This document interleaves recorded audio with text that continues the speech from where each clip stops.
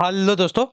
Good evening, नमस्कार। आप सभी का एक बार जो है फिर से बहुत बहुत स्वागत है आप सभी के अपने यूट्यूब चैनल परीक्षा की शिक्षा में। आई होप कि आप सभी अच्छे होंगे और आपकी जो तैयारी है बढ़िया तरीके से चल रही है। तो जो बच्चे क्लास में फर्स्ट टाइम पहली बार नए हो चुके को बता दिया जाए, हमारे चैनल पे आपकी बीएड परीक्षा 2024 की आपकी तैयारी है रेगुलर बेसिस पे करवाई जाए। तो जिसे भी तैयारी पूरी करनी है, कंप्लीट करनी है, क्या करेंगे, चैनल को जो है सब्सक्राइब करके हमारे साथ जुड़ जाएंगे। उसके बगल में जो बेल आइकन है उसको ऑन कर लेंगे। ठीक है, क्लास का जो समय देख ले, जीके जीएस की जो क्लास है सुबह 10 बजे डेली आपको देखने को मिलती है।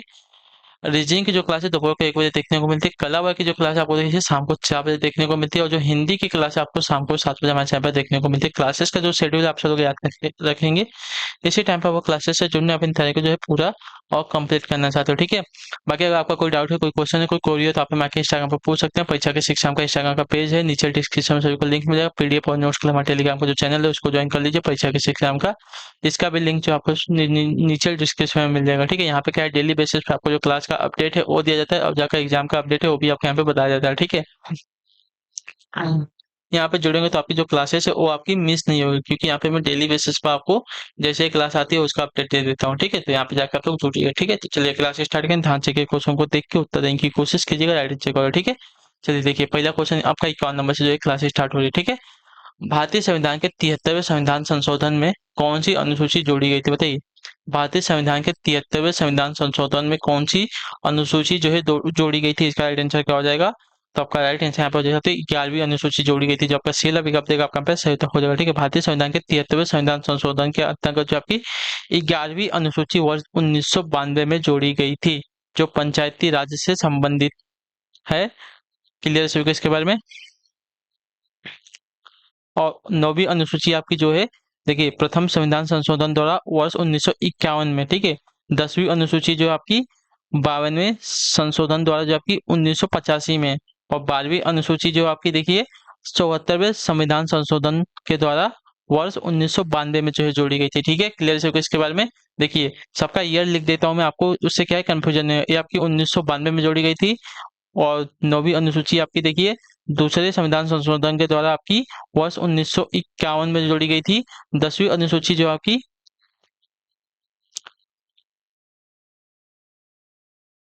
आपकी कब जोड़ी गई थी, तो 1985 में जोड़ी गई थी। ठीक है, 1985 में आपकी 10वीं अनुसूची जोड़ी गई थी। और 12वीं अनुसूची जो आपकी 1992 में ये भी आपकी जोड़ी गई थी। ठीक है, क्लियर से होगा इसके बारे में। चलिए अगले क्वेश्चन बड़े होगा देखेंगे 52 नंबर पर। ध्यान से देखिएगा, उत्तर देने की कोशिश कीजिएगा। राइट आंसर होगा निम्नलिखित में से कौन सा कलकत्ता का संस्थापक था, बताइए। कलकत्ता का संस्थापक कौन था साथियों, इसका सही उत्तर क्या हो जाती है। जॉब चारनॉक, जॉब का दिया गया बी वाला विकल्प आपका राइट आंसर हो जाएगा। ठीक है, जॉब चारनॉक कासिम बाजार फैक्ट्री का प्रमुख था, जिसने वर्ष 1690 ईस्वी में अंग्रेज बस्ती के रूप में कलकत्ता की स्थापना की थी। ठीक है, क्लियर से इसके बारे में। चलिए कब की थी, तो 1690 ईस्वी में, याद रखिएगा। ठीक है, अगले क्वेश्चन बढ़ेगा देखेंगे 53 नंबर, बताने की कोशिश करेंगे। Right answer Tapi gas pipeline परियोजना में कौन सा देश शामिल नहीं है। ठीक है, तापी गैस पाइपलाइन परियोजना में कौन सा देश आपका शामिल नहीं है, तो आपका राइट आंसर यहाँ पे हो जाएगा साथियों तुर्कमेनिस्तान, जो आपका दिया गया यहाँ पे सी वाला विकल्प आपका राइट आंसर होगा। ठीक है, तापी गैस पाइपलाइन परियोजना में भारत, पाकिस्तान, ईरान आदि शामिल है, लेकिन आपका इसमें तुर्कमेनिस्तान इसमें शामिल नहीं है। ठीक है, चलिए अगला क्वेश्चन देखिए आपका 54 नंबर, बताइएगा राइट आंसर क्या हो जाएगा। निम्नलिखित संगठनों में से किसकी सदस्य संख्या सर्वाधिक है, दक्षेस की, अपेक की, आसियान की या ओपेक की। सर्वाधिक बोला है ना, तो देखिए सर्वाधिक अगर देखने जाएंगे तो आपकी हो जाएगी साथियों अपेक की। ठीक है, अपेक की सदस्य संख्या सर्वाधिक है। ठीक है, कितनी है, 21 है। दक्षेस की आपकी 8 है। और जो आपका आसियान दिया गया इसकी 10 है। और ओपेक की देखेंगे जाएंगे तो ओपेक की आपकी 13 है। ठीक है, मतलब क्या है, दक्षिण में आपके 8 देश शामिल है, एपेक में आपके 21 देश शामिल है, आसियान में आपके 10 देश शामिल है और ओपेक में आपके 13 देश शामिल है। ठीक है, क्लियर होगा इसके बारे में। चलिए क्लियर है, फिर अगले अगला क्वेश्चन देखते हैं आपका 55 नंबर। ध्यान से देखिएगा, उत्तर देने की कोशिश कीजिएगा, राइट आंसर क्या हो जाएगा। ठीक है, कहते हैं देश में वस्तुओं एवं सेवाओं पर विभिन्न करों के स्थान पर लागू एकल कर किस नाम से जो है जाना जाता है, ये तो सभी को पता होना चाहिए। तो आपका राइट आंसर हो सकते हो जीएसटी। ठीक है, जीएसटी के रूप में जाना जाता है, जो आपका दिया गया यहाँ पे सी वाला विकल्प आपका राइट आंसर हो जाएगा। ठीक है, कारारोपण के मामले में भारत में एक नए युग का जो है शुभारंभ 1 जुलाई 2017 से उस समय हुआ जब वस्तुओं और सेवाओं पर विभिन्न प्रकार के करों के स्थान पर एकल कर गुड्स एंड सर्विस टैक्स यानी कि जीएसटी को जो है लागू किया गया था। ठीक है, क्लियर हो गया इसके बारे में। 1 जुलाई 2017 से, ये बात भी याद रखिए कब लागू किया गया था। ठीक है, जीएसटी को।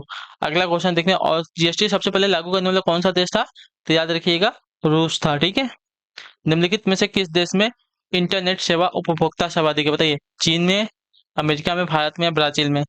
तो आपका राइट आंसर यहाँ पे हो जाएगा साथियों चीन में, जो आपका दिया गया बी वाला विकल्प आपका सही था। अभी नया रिपोर्ट अगर आएगा तो भारत सबसे पहले आ जाएगा। ठीक है, याद रखिएगा। ठीक है, तो विश्व में इंटरनेट का उपयोग करने वाले विभिन्न देशों में उपभोक्ताओं की संख्या निम्नलिखित में से आपकी देखिए, चीन की कितनी है, 77.2 करोड़ है। ठीक है, भारत की 46.1 करोड़ है, अमेरिका की आपकी 31.2 करोड़ है, और ब्राजील की आपकी 14.9 करोड़ है। ठीक है, इस प्रकार जो है इंटरनेट का उपभोग करने वाले उपभोक्ताओं की सर्वाधिक संख्या आपकी चीन में है। ठीक है, और भारत आपका दूसरे नंबर पर है। ठीक है, अगला क्वेश्चन देखते हैं आपका 57 नंबर, ध्यान से देखिए उत्तर देंगे। अटेंशन, सर्वोत्तम किस्म वाला कोयला है कौन सा, बताइए। सर्वोत्तम किस्म वाला कोयला यहाँ पे कौन सा है, देखिए सर्वोत्तम किस्म वाला कोयला अगर देखने जाएंगे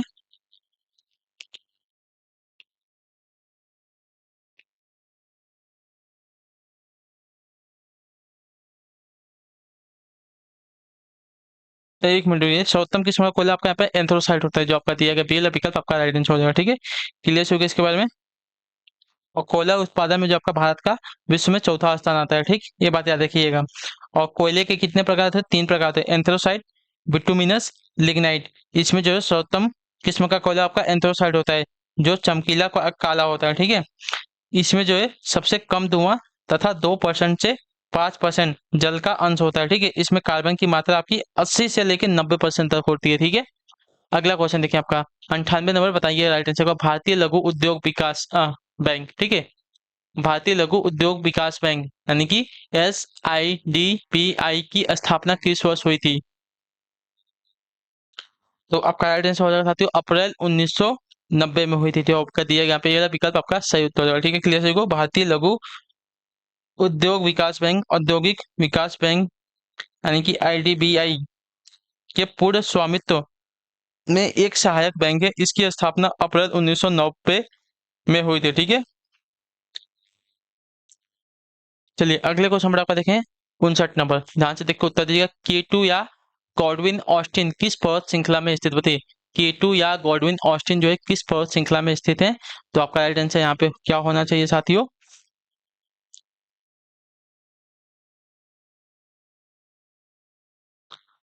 तो आपका 1 मिनट रुक जाइए।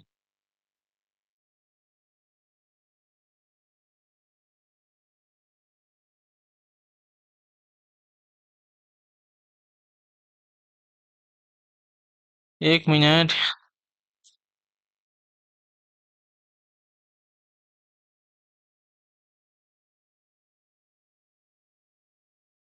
तो आपका देखिए काराकोरम जो आपका दिया गया यहाँ पे ये वाला विकल्प आपका सही उत्तर हो जाएगा। ठीक है, क्लियर से को। सिंधु नदी और पामीर पठार के मध्य आपका सुदूर उत्तर में स्थित काराकोरम पर्वत श्रृंखला की सबसे ऊंची चोटी K2 या गार्डविन जो है ऑस्टिन है। काराकोरम श्रृंखला में ही सियाचिन और बलतोरो हिमनद भी स्थित है। ठीक है, जबकि मध्य बृहद और निम्न हिमालय सभी हिमालय पर्वत श्रृंखला के ही भाग होते हैं। ठीक है, तो यहाँ पे जो आपका देखिए K2 या गॉडविन ऑस्टिन जो है किस पर्वत श्रृंखला में स्थित है, तो आपका राइट आंसर हो जाएगा काराकोरम का। ठीक है, क्लियर सभी को। और मध्य हिमालय, बृहद हिमालय और निम्न हिमालय एक एक किसके भाग है, तो हिमालय के भाग है। ठीक है, अगला क्वेश्चन देखते हैं आपका 60 नंबर, ध्यान से देखिएगा उत्तर दीजिएगा।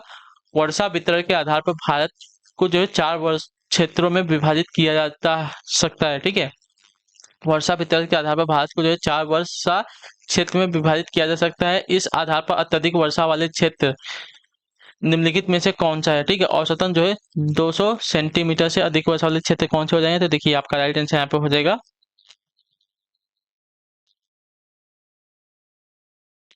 पश्चिमी घाट हो जाएगा, जो आपका दिया गया पे डी वाला विकल्प आपका राइट आंसर होगा। ठीक है, ठीक है, क्लियर हो गया इसके बारे में।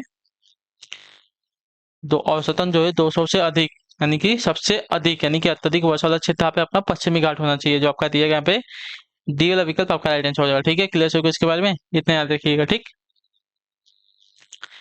चलिए अगले क्वेश्चन बढ़ेंगे आपका, देखें 61 में बताने की कोशिश करेंगे आइडेंटिफाई का निम्नलिखित में से अवशिष्ट पर्वत का उदाहरण कौन सा होती है।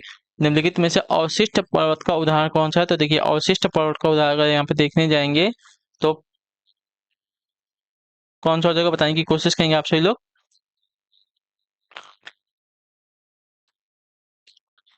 स्पेन में सियरा नवादा व स्कॉटलैंड की उन्नत भूमि है, ब्लैक फॉरेस्ट है, माउंट किलिमंजारो है या हिमालय है, कौन सा है। तो देखिए अवशिष्ट पर्वत का उदाहरण आपका जो दिया गया है यहाँ पे, स्पेन में सियरा नवादा व स्कॉटलैंड की उन्नत भूमि है जो आपका दिया गया यहाँ पे, कौन सा वाला, ये वाला विकल्प आपका यहाँ पे राइट आंसर हो जाएगा। ठीक है, क्लियर हो गया इसके बारे में, क्लियर हो गया यहाँ तक। चलिए अगले क्वेश्चन बढ़ेंगे आपका, देखिए 62 नंबर, सांची के स्तूप का निर्माण अशोक ने कब करवाया था, बताइए सांची के स्तूप का निर्माण जो है अशोक ने कब करवाया था। तो आपका राइट आंसर 250 ईसा पूर्व में, जो आपका दिया गया यहाँ पे सी वाला विकल्प आपका राइट आंसर। ठीक है, सम्राट अशोक ने मध्य प्रदेश में सांची के स्तूप का जो निर्माण है 250 ईसा पूर्व में ईंटों से करवाया था। ठीक है, बाद में शुंग काल में इसका जो निर्माण है क्षेत्र लगभग 2 गुना करा दिया गया तथा ईंटों के स्थान पर पत्थरों का जो है प्रयोग किया गया था। ठीक है, अगला क्वेश्चन देखते हैं आपका 63 में, बताइएगा आइडेंटिफाई क्या होगा। ऋग्वेद में कितने श्लोक यानी कि सूक्त व प्रार्थनाओं का संकलन है, बताइए ऋग्वेद में कितने श्लोक व प्रार्थनाओं का संकलन है। तो आपका राइट आंसर यहाँ पे हो जाएगा साथियों 1028, जो आपका बी वाला विकल्प देगा आपका राइट आंसर हो जाएगा। ठीक है, ऋग्वेद जो है हिंदू देवी देवताओं यानी कि अग्नि, वायु, वरुण, सूर्य, सोम, उषा को समर्पित प्रार्थनाओं का संग्रह है। इसमें जो आपका 128 सॉरी 1028 श्लोक यानी कि सूक्त व प्रार्थनाएं संकलित हैं। ठीक है, अगला आपका 64 में, बताने की कोशिश करेंगे सहित कानपुर का भीतरगांव स्थित मंदिर किस काल का उदाहरण है, बताइए कानपुर का भीतरगांव स्थित मंदिर जो है किस काल का उदाहरण है। तो आपका राइट आंसर यहाँ पे हो जाएगा साथियों,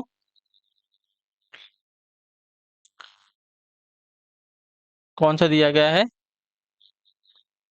तो गुप्त काल का, जो आपका बी वाला विकल्प देगा आपका राइट आंसर होगा। ठीक है, क्लियर हो गया इसके बारे में। कला और साहित्य की दृष्टि से गुप्त काल को जो है भारतीय इतिहास का स्वर्ण युग कहा जाता है। गुप्त काल में ही मंदिर का निर्माण मंदिर निर्माण का जो है मंदिर निर्माण कला का जन्म हुआ था। ठीक है, गुप्त कालीन प्रमुख मंदिर आपका तिगवा मध्य प्रदेश का, विष्णु मंदिर आपका भूमरा यानी कि मध्य प्रदेश का, शिव मंदिर आपका भीतरगांव उत्तर प्रदेश कानपुर में, और देवगढ़ जो उत्तर प्रदेश झांसी का दशावतार मंदिर आदि के नाम से जो है प्रसिद्ध है। ठीक है, याद रखिएगा। तो कानपुर का भीतरगांव स्थित मंदिर जो आपका गुप्त काल का उदाहरण हो जाएगा। ठीक है, अगला क्वेश्चन देखते हैं आपका 65 नंबर, ध्यान से देखिएगा। पंचायती राज की त्रिस्तरीय व्यवस्था का सर्वोच्च सोपान कौन सा होता है। ग्राम पंचायत होता है, क्षेत्र समिति होता है, जिला परिषद होता है, नगर निगम होता है, कौन सा होता है। तो देखिए जिला परिषद, जो आपका सी वाला विकल्प देगा आपका सही उत्तर हो जाएगा। ठीक है, क्लियर हो, जिला स्तर पर स्थापित जिला परिषद जो है पंचायती राज की त्रिस्तरीय व्यवस्था का सर्वोच्च सोपान होता है। ठीक है, यह संपूर्ण जिले के विकास के लिए कार्य करती है। राज्य सरकार से प्राप्त अनुदान एवं करों के अतिरिक्त भू संपत्ति व घर रो आदि से प्राप्त किराया जिला परिषद की आमदनी के प्रमुख स्रोत होते हैं। ठीक है, अगला है आपका 66 नंबर, ध्यान से देख के उत्तर देने की कोशिश करेंगे। अलाई दरवाजा का निर्माण किसने करवाया था। अलाई दरवाजा का जो निर्माण है किसने करवाया था, तो आपका राइट आंसर आपको हो जाएगा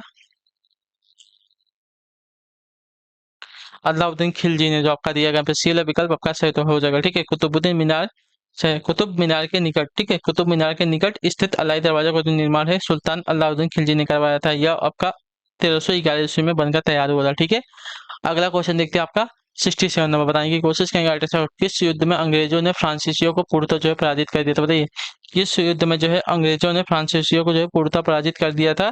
तो आपका राइट आंसर हो जाएगा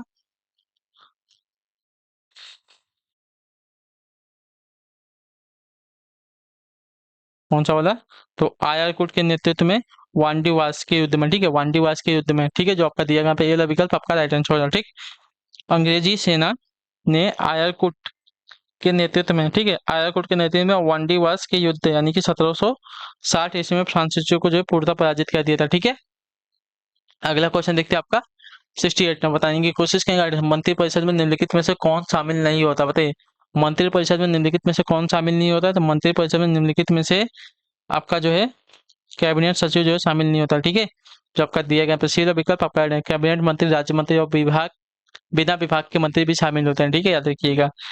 क्लियर सभी कैसे, कैबिनेट मंत्री, राज्य मंत्री, उप मंत्री, ये सभी आपके परिषद में शामिल होते हैं, ठीक है। लेकिन जो है आपका कैबिनेट सचिव इसमें शामिल नहीं होता, इतना याद रखेंगे, ठीक। क्लियर होगा इसके बारे में। चलिए अगला आपका देखें 69 नंबर, ध्यान से देखो उत्तर देंगे। ब्याज दर निर्धारित की जाती है कैसे, बताइए। ब्याज की दर कैसे निर्धारित की जाती है, तो देखिए आपका गाइडेंस यहाँ पे हो जाएगा। ब्याज की दर हमसे पूछा है ना, तो ब्याज की दर निर्धारित आपकी वाणिज्यिक या तो व्यावसायिक बैंकों द्वारा जो है निर्धारित की जाती है, जो आपका दिया गया पर्टिकुलर विकल्प आपका गाइडेंस हो, ठीक है। बैंक दर का निर्धारण आपका आरबीआई के द्वारा, जबकि ब्याज दर का निर्धारण आपकी वाणिज्यिक व्यावसायिक बैंकों के द्वारा जो है किया जाता है, ठीक है। क्लियर है, तो जो आपका दिया गया पर्टिकुलर विकल्प आपका गाइडेंस। अगला क्वेश्चन देखिए 70 नंबर, ध्यान से देख के उत्तर देने की कोशिश करेंगे। गाइडेंस अशोक ने जो है तृतीय बौद्ध परिषद कहाँ बुलाई थी, बताइए।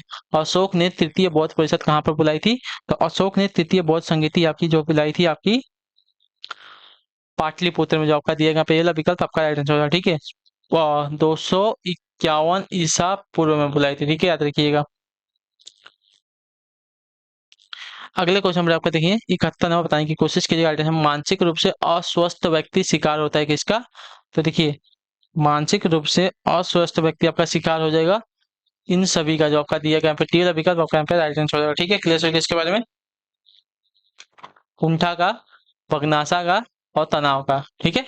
अगला आपका देखिए 72 नंबर, ध्यान से देखिएगा उत्तर देखिए। अटेंशन, गोलमेज गुंबज कहाँ बताइए, गोल गुंबज कहाँ पे स्थित है, गोल गुंबज कहाँ पर स्थित है, तो गोल गुंबज वर्तमान जो है कर्नाटक राज्य के बीजापुर में स्थित है, ठीक है। जो आपका दिया गया पर्टिकुलर विकल्प आपका सही उत्तर होगा, ठीक है। और गोल गुंबज का जो निर्माण है 17वीं शताब्दी में बीजापुर राज्य के आदिल शाही वंश के शासक मोहम्मद आदिल शाह ने करवाया था, ठीक है। अगला है आपका 73 नंबर, बताने की कोशिश करेंगे अल्टेंशन का। महात्मा गांधी ने नमक सत्याग्रह का अंतिम लक्ष्य क्या था, बताइए। महात्मा गांधी के नमक सत्याग्रह का अंतिम लक्ष्य क्या था, तो आपका राइट आंसर हो जाएगा साथियों, भारत के लिए पूर्ण स्वराज प्राप्त करना, जो आपका दिया गया यहाँ पे डी वाला विकल्प आपका राइट आंसर, ठीक है।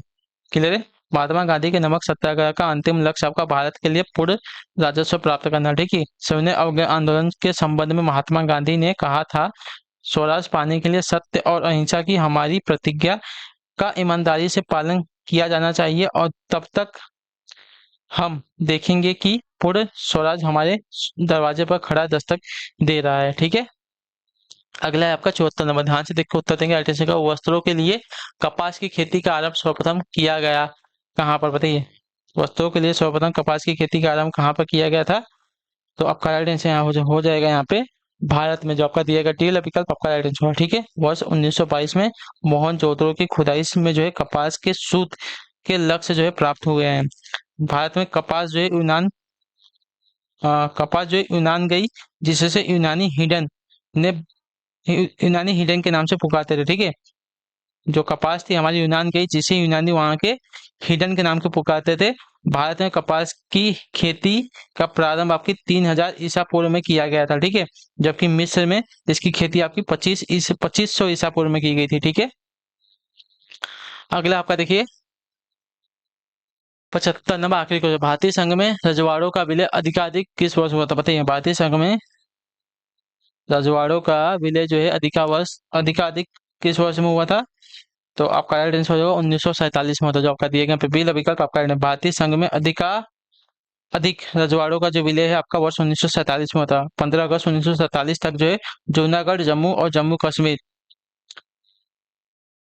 और हैदराबाद को जो है छोड़कर सभी रजवाड़े भारत में शामिल हो गए थे, तथा वर्ष 1948 के अंत तक इन तीनों रियासतों को भी जो है इसमें बाध्य होना पड़ा। सरदार वल्लभ भाई पटेल जो है राष्ट्रीय अस्थाई सरकार के रियायती विभागों के कार्यवाहक थे। इनके नेतृत्व में जो है ही भारतीय संघ के विभिन्न रियासतों का विलय हुआ था, ठीक है, याद रखिएगा। ठीक है, तो इसी के साथ जो आपकी क्लास है आज यहीं पे कंप्लीट होती है। आई होप जो क्लास अच्छी लगे, अच्छी क्लास को लाइक करें, चैनल को सब्सक्राइब, और हमें जो है कमेंट में अपनी राइट क्लास के बारे में जो आपको जो क्लास आती है कैसी लगी, ठीक है। तो हम आपसे मिलेंगे आपकी अगली क्लास में, हिंदी वाली क्लास में शाम को 7 बजे। तब तक के लिए टाटा बाय बाय, जय हिंद जय भारत। आपसे क्लास से जुड़ने के लिए बहुत बहुत ही धन्यवाद साथियों।